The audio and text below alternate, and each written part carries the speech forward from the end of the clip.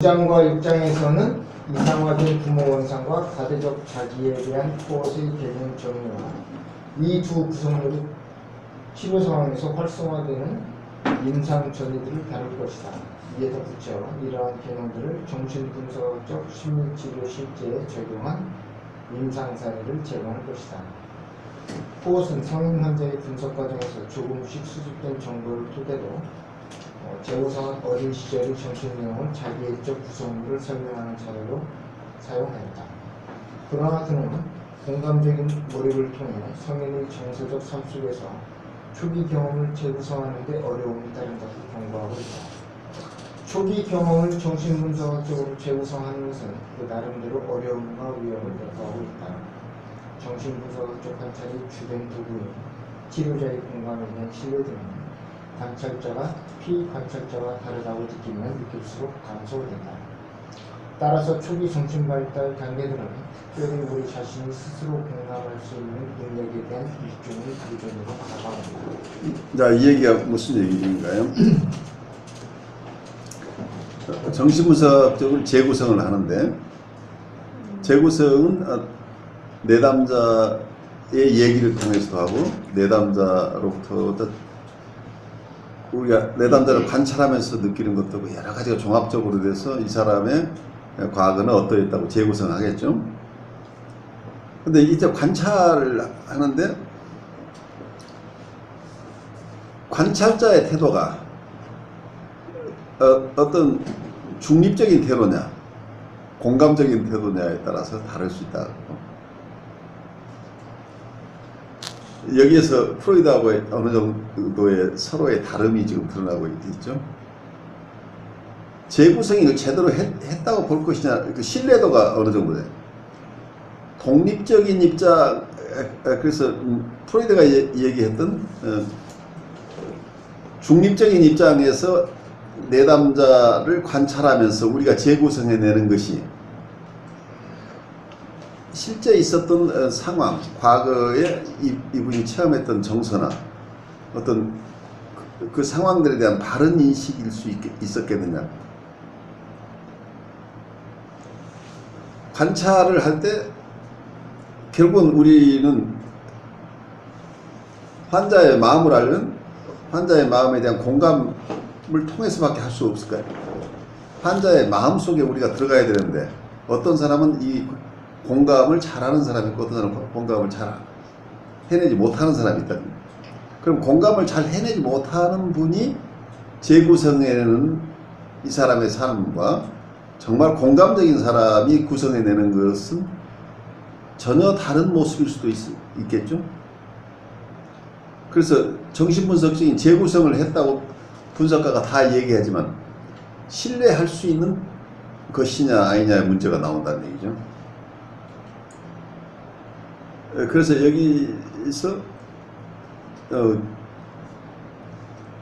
우리가 환자의 마음을 탐색하는데 가장 중요한 게 공감적인 관찰이다. 이 공감의 능력이 없으면 정신분석적인 재구성을 신뢰할 수 없다? 그러면 결국은 그 정신분석 자체의 효과를 우리가 긍정적으로 예측하기 힘들어진다는 얘기가 되겠죠. 환자를 바르게 이해할 수 있으려면, 그 환자의 과거를 바르게 이해할 수 있으려면 공감의 능력이 뛰어나야 된다는 얘기죠. 그런 점에서 정신분석의 툴로서의 공감이라고 하는 것이 얼마나 중요한가를 지금 설명하고 있는. 어떤 생물학자가 현미경을 통해서 관찰하고 천문학자가 망원경을 통해서 천체를 관측하는데 인간의 마음을 바라보는 것은 크게 보면 프로이드가 정신분석이라는 것 자체가 하나의 망원경이고 현미경이에요. 인간의 마음을 들여다보는. 그런데 좀 정교하게 본다면 코웃은 정신분석의 에센스가 뭐냐 하면 공감이라는 툴로서 인간의 마음을 항해할 수 있다. 인간의 마음을 이해할 수 있다. 그래서 우선 정신분석을 해내는데 관찰을 하지 않고는 우리가 정신분석을 할 수가 없는데, 관찰하는 도구가 공감이라고 한다면, 공감을 할 능력이 없다는 것은 정신분석을 할 도구를 가지지 않고 있다, 도구를 갖추지 못했다기 때문에 정신분석가로서의 자격이 없다라고 되죠. 그렇게 되면. 그래서 공감의 중요성은, 이건 공감을 잘하면 좋고 안 해도 괜찮은 게 아니고, 공감 능력이 없다는 건 정신분석가로서의 최소한의 자질이 없다는 거예요. 공감이 이루어진 이후에만 정신분석을 의미 있게 얘기할 수 있다는 거죠. 그래서 이 공감의 중요성이 정신분석 내에서의 공감에 얼마나 큰 비중을 차지하는가를 코웃이 얘기를 하고 있다고 우리가 이해하고, 우리 그 다음으로 가면서 그죠? 그럼 여기 초기 경험을 재구성하는 걸 전이로 봐도 되나요? 전이가 관련은 되지만 꼭 거기서 전이만을 얘기하는 건 아니겠죠. 그러니까 전이는 이런 과거에 어떤 환경이었는가를 우선 우리가 이해하는 것부터가, 전이는 그 전체적인 윤곽 속에서 나올 수 있겠죠. 근데 아까 우리 민영원 선생님이 끊임없이 뭔가를 탐구했어요. 그러니까 굉장히 공감적인 입장에서 공감을 통해서 이해하려고 했었죠. 여러분 모두가 공감을 잘 알 수는 없지만 뭔가가 미싱되어 있는 것 같은 것을 우리가 무언가가 나와야 되는데 안 나오는 이제 안타까움 속에서 서로 애쓰다가 그 공감적인 관찰이 어떤 성과를 얻은 거죠. 그래서 그건 알고 있으나, 내가 가지고 있었던 어떤 과거의 어떤 사안에 대해서 나는 알고 있으나 그 미닝을 잘 모르고 있다는 거예요. 그 의미. 탐색이라고 보면 돼요? 그렇죠. 탐색을 한 거죠. 그 탐색을 했는데 그 탐색 속에 정말 선생님의 마음이 어떤 마음이었을까를, 여러분들이 선생님 마음과 같은 마음을 가지면서 이해하려고 애를 썼다는 거예요.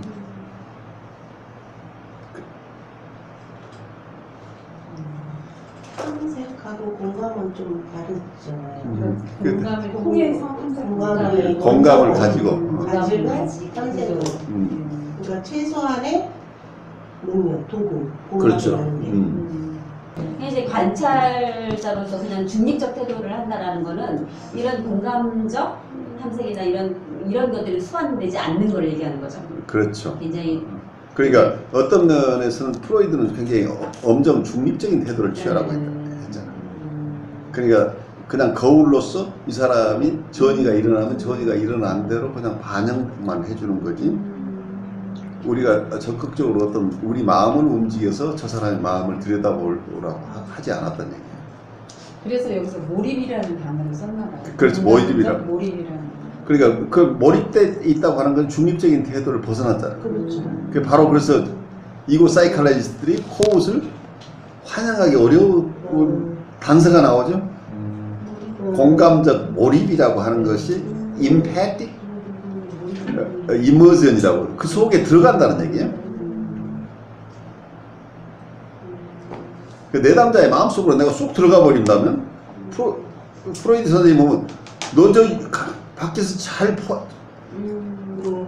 보고 있으라고 그랬는데 너 어디로 갔어? 너는 사라졌잖아. 환자 속으로 들어가 버렸다는 얘기예요. 근데 환자의 마음을 깊이 이해하려면 우리가 환자의 마음 속에 들어가지 않고는 알 수 없다는 거예요. 그 여기서 큰 차이가 있다는 걸 여러분 이해해요. 기본적으로. 그러니까 아무리 코웃이 나는 프로이드 선생님의 학설을 추호도 변경하지 않았고 나는 그걸 확장했다고 우겼죠. 그렇지. 이고 사이코라이스트들이 다 바보는 아니죠. 너 공감하자며. 공감이 뭔데? 중립적인 태도를 지키자는 거야? 아니야? 예스와 노? 뭐, 어떻게 답변할 거야? 공감적 몰입이라고 하는 건 내담자의 정서에 깊이 몰입에 들어간다. 이머전이라고 하는 그 세계 속에 들어간다. 그 세계 속에 정서적으로 내가 그 정서를 그냥 객관적으로 바라보는 게 아니고 내가 그 속에 참여자가 된다는 거예요. 참여자가 된다고 하는 것도 이제 나중에는 이제 여기서 이제 인터서브젝티브나 현대 이론들이 나와요. 리레이션하는 이론들이. 내가 단순히 밖에서 바라보는 관계로서는 내담자를 잘 이해할 수 없으니까 내가 그 속에 참여자가 된다. 참여자가 되는 정도가 아니라 나중에 그 같이 코-크리에이션 한다고. 두 사람 간의 관계 속에 새로운 것들이 나온다. 치료자의 주관성과 내담자의 주관성이 만나면서 치료자의 것도 아니고 내담자의 것도 아닌 제3의 것이 출현한다. 이제 이렇게까지 가는 거죠. 그러니까 객관적으로 있는 거 그거 자체가 아니라 이 과정 자체가 관계 속에서 이루어지는 것이라는 거예요. 그래서 관계적인 어프로치는 클래시컬한 어프로치하고 많이 다르죠. 어떤 중립자로서의 중립적인 입장에 있는 분석가와 내담자 간의 관계를 얘기하고 있는 클래시컬한 이론하고 내가 공감적 몰입을 통해서 내담자의 정서에 참여하고 있는 이 임상적인 어프로치가 전혀 다르다는 거죠. 그리고 이게 이제 점점 발전해서 그냥 참여자 정도가 아니고 두 사람이 공동 주연, 코-크리에이션의 입장까지 우리가 생각하게 된다는 얘기죠. 그래서 내담자를 만약에 이게 과학적이고 우리가 중립적인 입장에서 볼 수 있다고 한다면 프로이드 얘기대로 한다면 치료자가 누구이거나 상관없이 훈련된 분석가라고 한다면 그 사람이 누구이거나 이 치료에서는 같은 결과가 나와야 되죠. 그런데 실제로 그럴 것이냐. 그런데 만약에 여러분 맹장 수술을 하는 의사가 누구냐에 따라서 맹장 수술의 결과가 달라지지는 않죠.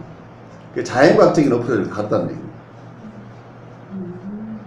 자연과학적인 어프로치는 메디컬 마들을 여기서 우리가 쓰기 어려운 이유가 메디컬 마들에서는 객관적인 것이 있잖아. 그냥 우리는 객관적으로 그 현실을 그냥 내 정서하고 상관없이 바라본다는 얘기예요. 이게 프로이드가 얘기했던 외과 의사의 비율을 프로이드가 들고 있죠. 프로이드가 하고 있는 게 외과 의사가 수술할 때 자기 감정에 휘말려서는 안 된다는 얘기죠.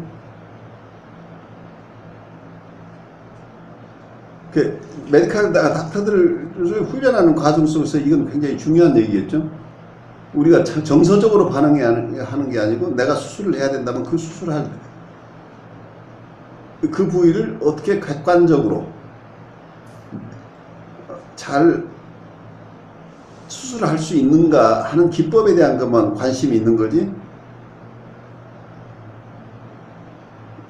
내가 이 환자 저 환자에 따라서 내 태도가 달라지서는 안 된다는 거잖아요. 맹장 수술할 때는 맹장 수술에 프로시저 가지고 해야지. 이분은 내 이웃이고 이분은 내 친척이고 하니까 내가 더 어떻게 할 수 있는 것들이 아니잖아. 근데 실제 메디컬에서 너무 가까운 사람이 수술하다가 사고 날 수 있어요. 정서적으로 움직여진다고 하는 건 위험하잖아. 자기 부모 안 하잖아. 그런데 이 정신분석 쪽에서는 같은 우울증 환자예요. 같은 우울증 환자인데 우리가 치료자 상담자가 A거나 B거나 C거나 상관이 없다고 한다면 그건 정말 과학적이고 우리는 엄정 중립을 지켜야 될 상황이 되죠.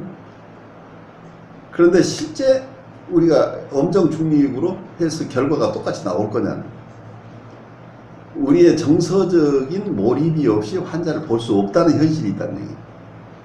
결국 이 환자를 아까 재구성이라는 용어를 정신분석적인 재구성을 해내는데 도구가 유일하게 우리가 가지는 공감이라는 툴밖에 없다는 얘기죠. 그럼 공감을 하는 것은 어떤 주체가 있는 거 아니야. 나의 정서를 통해서 만나는 거야. 그러니까 우리의 서브젝티비티, 우리의 주관성이 개재될 수밖에 없다는 거예요. 그래서 우리의 주관성을 제외한 어떤 정신분석이 불가능하기 때문에 어떤 1인 심리학이나 혹은 이고 사이칼로지스트만 가지고 이고 사이칼로지라는 개념만 가지고 사람을 보는데 어렵다고 보는 거예요. 코웃이 공감을 강조하면서 공감적인 심장이라고 하는 개념을 통해서 우리는 공감을 통해서 내담자를 만나야 된다고 강조하는 것이 이미 엄정 중립을 지켜야 된다고 하는 클래시컬한 이론과는 서로 같은 자리에 있을 수 없다고 하는 거죠. 그래서 독립할 수밖에 없는 그런 관계인데 어떤 코웃이 오랫동안 그 독립선을 하는 거 두려워했다는 얘기죠. 이고 사이칼로지스트들은 지금도 중립적인 그 어떤 포지션을 유지하면서 그렇게 사람들을 분석을 하고 있나요? 그 기조에서는 그렇게 봐야 되겠죠. 그런 트레이닝이라고 봐야죠. 중립적이면 그 환자가 느낄 때는 내 편 안 들어주는다는 느낌. 그러니까 거기에서 중립적인 태도가 어느 정도 먹힐 수 있는 게 뭐냐면은 그게 뉴라틱한 환자만 상대로 하니까. 거기에서 우리가 환자층이 다르다는 거예요. 현실만 그냥 봐주고. 두 입시 학원이 왜 그러냐면 잘하는 애만 바로 하는 그러니까 문제는 이고 사이칼로지스트나 클래시컬 사이코 애널리시스 쪽에서는 어떤 얘기냐면은 내가 환자를 봤는데 환자 예비고사를 보는 거예요. 내가 정신분석적으로 치유할 수 있을 만한 정도의 발달이 돼 있는 환자인지 아닌지 그래서 테스트를 해보고 아직은 발달이 덜 돼 있네. 그러면 어디로? 사이코 테라피를 하라고 이 사람은 요구하는 거예요. 당신이 치료할 수 없다가 아니라 정신분석을 견뎌내려면 상당한 이고 스트레스가 있어야 되는데 당신은 아직은 그런 강도가 없으니까 당신을 지지적으로 도와줄 정신분석적인 이런 해석적인 접근을 하지 않는 다른 라인의 치료를 받으셔야 된다고 해서 다른 곳을 리퍼럴을 하거나 이분을 되돌려 보내라는 얘기죠. 그래서 치료의 대상을 정신분석적인 치료의 대상을 엄격하게 선별한다고 하는 것 때문에 어떠면은 여기서 중립적인 태도하고 서로 맞물리는 거죠. 정서적으로 크게 우리가 공감적인 몰입이라고 하는 방식으로 가지 않아도 치료할 가능성이 이 속에 있죠. 완전하게 어떤 공감을 배제하고 서브젝티비티를 배제할 수는 없다고 하지만 그래서 어떠면 클래시컬한 이론과 릴레이션이라는 이론이 어느 한쪽만 옳은 게 아니라 다 나름대로 그런 이론을 가질 만한 배경이 깔려 있다는 거죠. 근데 어느 쪽이 옳다 그러다라고 보다는 제가 보기로는 치료의 대상을 누구로 보느냐에 따라서 치료의 기법이 달라져야 된다는 얘기예요. 그러니까 과거에는 신경증 환자 중심의 치료법이었어요. 그래서 클래시컬한 정신분석이나 이고 사이칼라지스트들이 그 사람들을 잘 치료해내는 기법을 막 개발을 했는데, 영국의 대상관계 이론가들은 이렇게 이것도 구별을 하지 않고 전체로서 아주, 멜라니 클라인은 아이들 치료로 시작을 했기 때문에 아이들 치료하는 방식으로 가다 보니까 엄정 중립이나 이런 개념보다는 이분이 어쩌면 분리 개별화가 됐느냐 되지 않았느냐 이거 따질 만한 입장이 아니죠. 아주 어린아이들이니까. 그냥 대상이 누구냐 할 것 없이 어린아이부터 어른에 이르기까지 전체를 볼 수 있는 어떤 치료의 툴을, 이론을 만들어낸 게 대상관계 이론이라고 해요. 그래서 그쪽에서 대상관계 이론도 어떤 정통 정신분석 쪽에서 너 이단 아니야 라고 시비했던 게 바로 영국에서 대논쟁이라고 1940년대 아나 프로이드가 영국에 갔는데 멜라니 클라인이 진을 치고 있는데 멜라니 클라인의 그룹과 안나 프로이드를 따라온 비엔나 출신의 그룹들이 서로 엄청난 대립관계에 있어서 그걸 치고받고 이렇게 피지컬에 싸운 게 아니고 다행히 학술적인 논쟁으로 대논쟁을 통해서 이론적인 다툼을 했던 거죠. 그래서 그 결과 많은 것들이 멜라니 클라인 이론 자체가 크게 번성하게 될 수 있었던 배경 속에 이런 챌린지를 이겨낸 안나 프로이드 쪽의 공격을 막아내는 과정에서 멜라니 클라인과 그 제자들이나 동료들이 정교하게 자기들이 그동안 허점이 있는 부분을 보완해내고 좀 더 이론을 개발하고 이렇게 해서 대상관계 이론도 더 정교하게 발달한 거죠. 그리고 이고 사이칼라지는 이고 사이칼리대로 자기들의 이론을 더 정교화하고 그래서 전체적으로 정신분석이 크게 발달하는데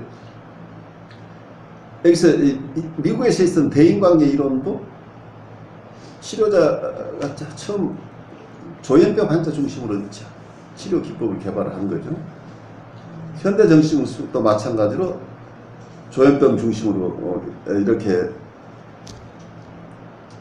치료의 대상들의 폭을 누구를 주 대상으로 하느냐에 따라서 치료의 기법이나 치료의 태도가 달라진다고 한다면은 이 모든 이론이 어느 쪽에 맞고 틀리고를 떠나서 다 환자들을 치료하는 중요한 기법인데 어느 쪽 대상을 중심으로 보느냐에 따라서 서로 이론이나 기법이 다를 수 있다 하는 걸 우리가 이해하면서 이 전체가 정신분석이다고 하는 것을 우리가 이해한다면 도움이 되겠죠. 우리 그 다음으로 가볼까요? 계속 가나요? 네. 이상화된 부모원상. 이러한 주장과 함께 코엇은 정신분석 중에 실행되는 자기적 구성물의 이상화 요소가 정신 발달이 초기 단계에서 나타났던 두 가지 측면의 하나라고 설설합니다. 과대자기가 두 번째 측면이다. 이 두 구성물은 초기 발달에서 동시적으로 드러나기 시작하는 것, 이는 초기에 경험했던 가장 완전하고 행복했던 상태를 회복하려는 아기의 시도이다. 이상화된 부모 원상의 측면에서 정신은 원초적이고 미발달된 불완전한 자기 대상을 완벽하다고 여긴다. 아이는 온전하고 살아있음을 느끼기 위한 노력으로 그가 갖고 있는 모든 힘이 그가 지속적으로 융합 상태를 추구하는 이상화된 대상 안에 존재하고 있다고 여긴다. 그러나 아이는 결국 이상화된 대상을 되찾아야 하며 그렇지 않을 때 그는 온전한 상태를 느끼기 위해 이상화된 대상을 끊임없이 필요로 하게 된다. 코엇의 이론에 의하면 영구적인 심리 구조는 여러 과정들을 통해서 생성되며 이상화하는 자기의 재내재화를 통해 만들어진다.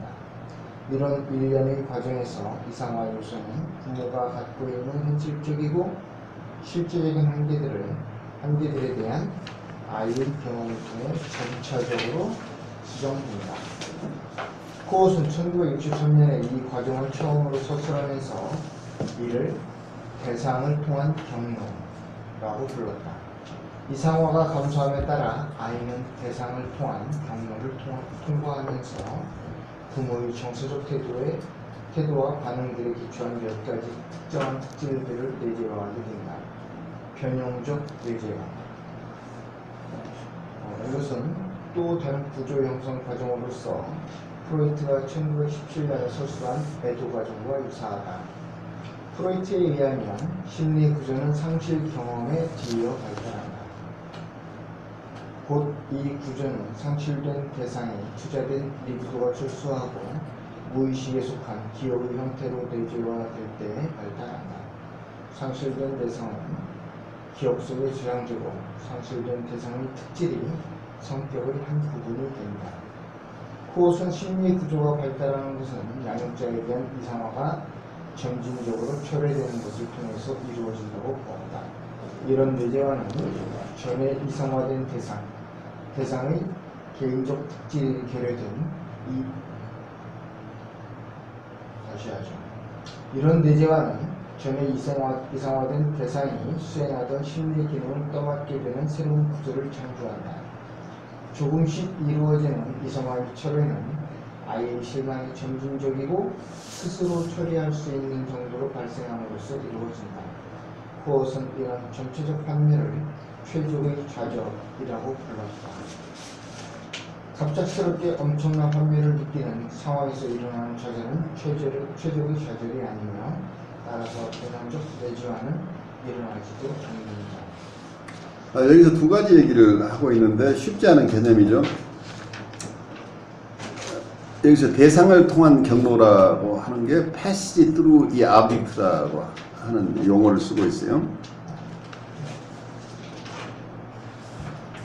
부모가 가지고 있는 현실적이고 실제적인 한계들에 대해서 아이는 경험을 통해서 알게 되고 그렇게 되면서 점차적으로 이상화된 부모 원상을 수정해 나간다는 얘기죠.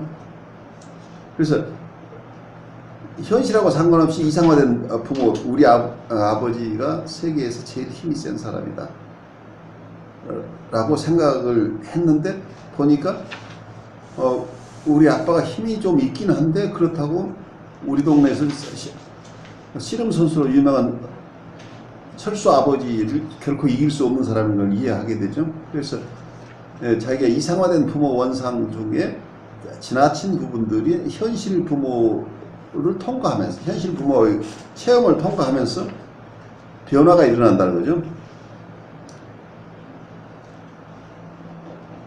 그러면서 부모가 현실 부모와의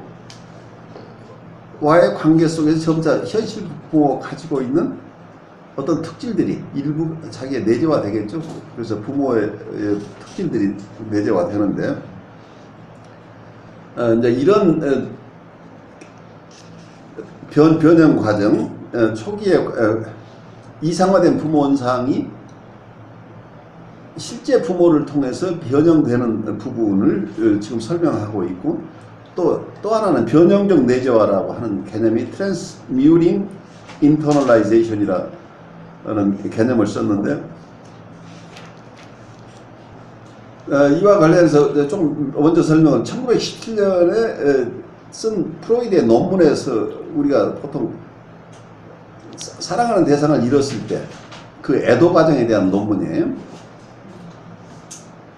그래서 상실 경험 뒤에 어떤 내면화 작업이 일어난다는 이런 이론들인데요.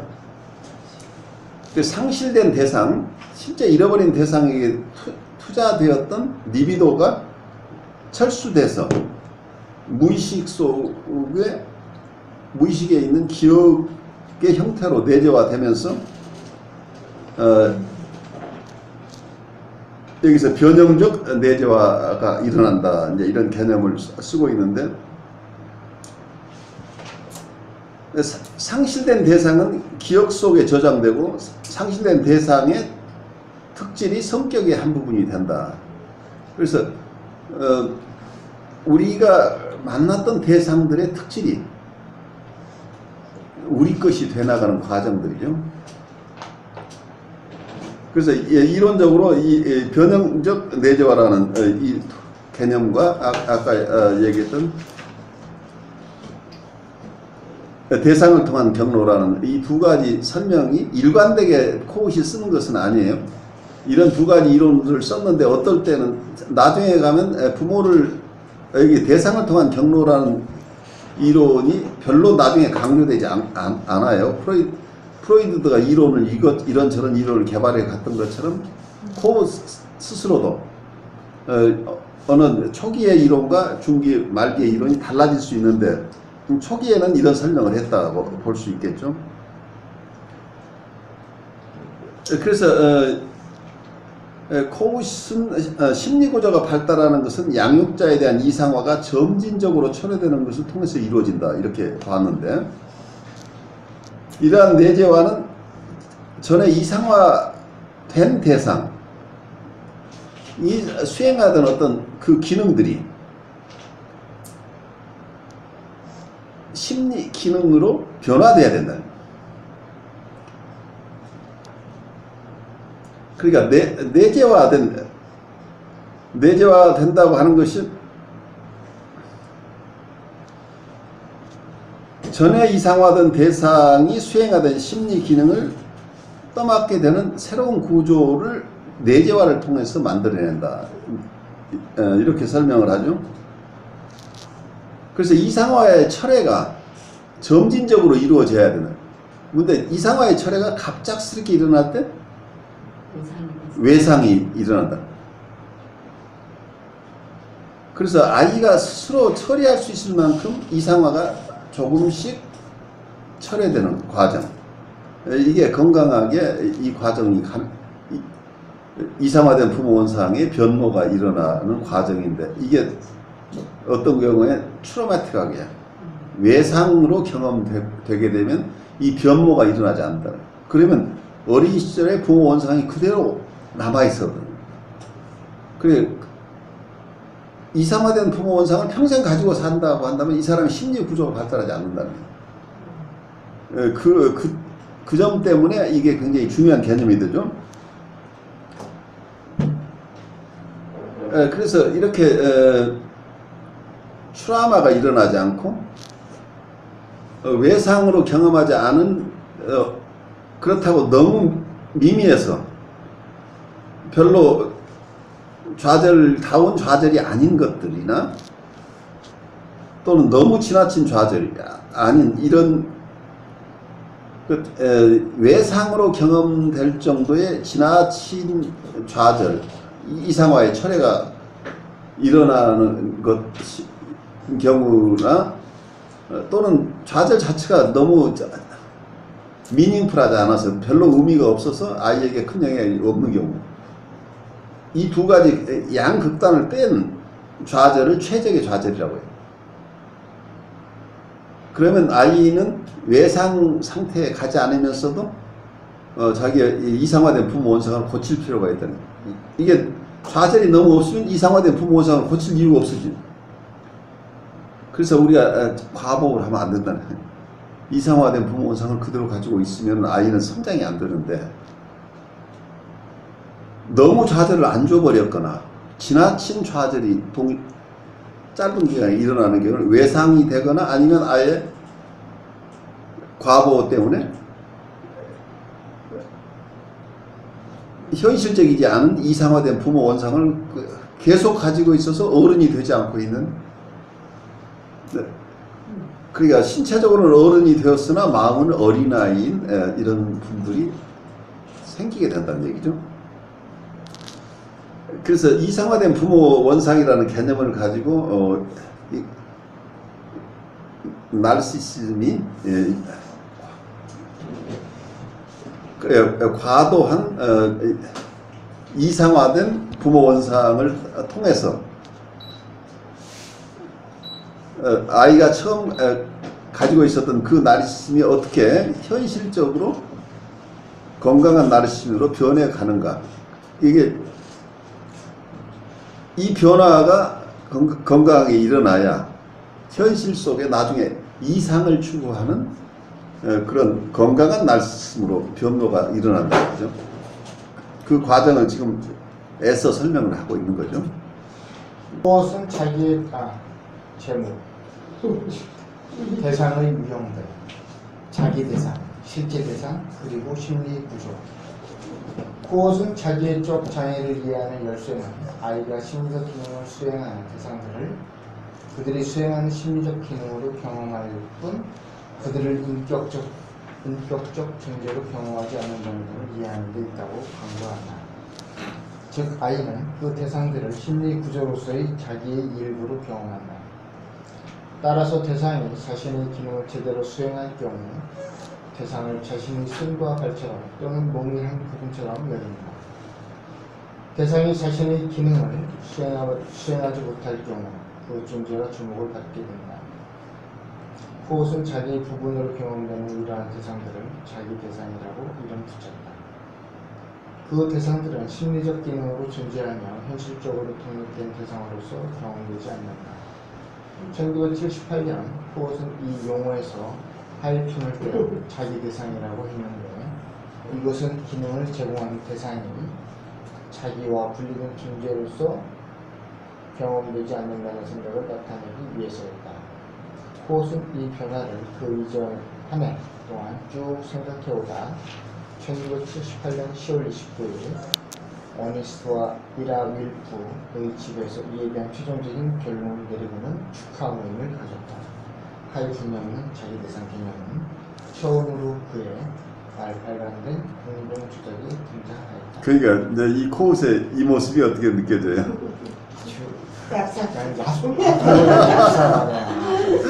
이게 특허권을 가져가겠다. 자기 대상과 비교하여 실제 대상은 심리적으로 자기와 분리된 별개의 존재이다.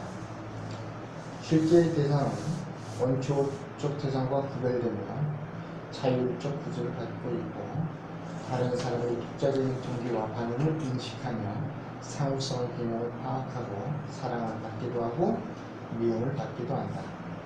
다른 한편으로 심리 구조는 전에 자기 대상들이 수행했던 기능들, 즉 마음을 달래주고 긴장 조절과 적응을 담당하는 기능들이 내재화되는 것이다. 심리 구조는 이상화된 게 대상에게 투자되었던 자기가 점차적으로 철회된 결과로서 발달하며 자기 대상이 구제하더라도 계속해서 심리적 기능을 수행한다. 이게 설명이 쉽지는 않은데 좀 생각해보죠. 자기 대상이라고 하는 것은 내가 심리적으로는 내 몸의 일부로서 느끼는 대상이잖아. 원대상은 자기의 일부로 느껴 분리 개별화되기 전의 대상이죠. 근데 실제 대상은 자기 대상이 아니죠. 독립된 인격을 가지고 있는 대상이죠. 근데 심리 구조는 자기 대상으로 여겼던 대상들이 하나씩 떠나면서 그 최적의 좌절이 일어나면은 심리 구조가 그 자리를 메꾼다는 얘기예요. 그러니까 최적의 좌절이 생겨나면서 자기 대상 역할을 해주던 대상이 하던 역할이 스스로 하게 되면 그 역할, 그 스스로 할 수 있는 게 심리 구조가 그 역할을 담당하죠.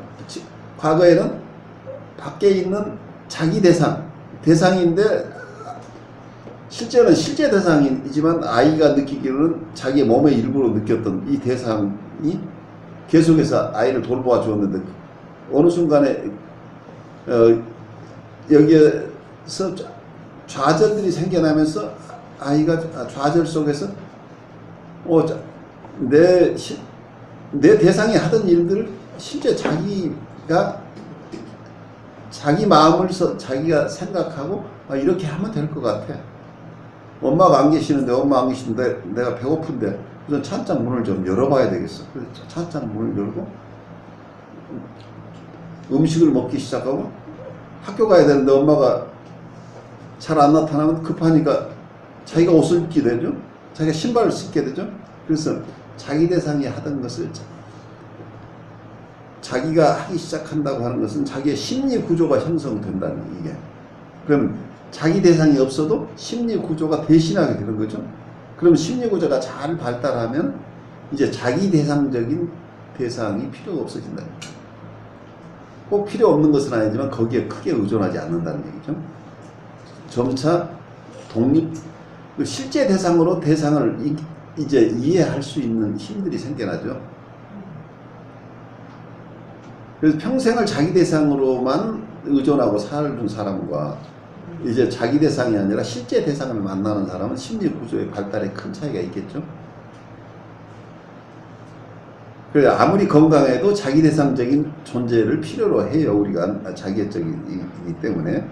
그렇지만 주요한 부분에서 자기 심리 구조가 발달해서 자기가 힘들거나 불안하더라도 꼭 자기 대상이 아니더라도 자기 스스로 자기를 수딩하고 자기를 위로하고 그러면서 남에 의해서 자기의 돌봄을 받지 않고 자기가 스스로 돌볼 수 있다고 하는 것은 자기 심리 구조에 건실한 심리 구조가 형성되어 있는 사람들은 독립적으로 살아낼 힘들이 생기죠.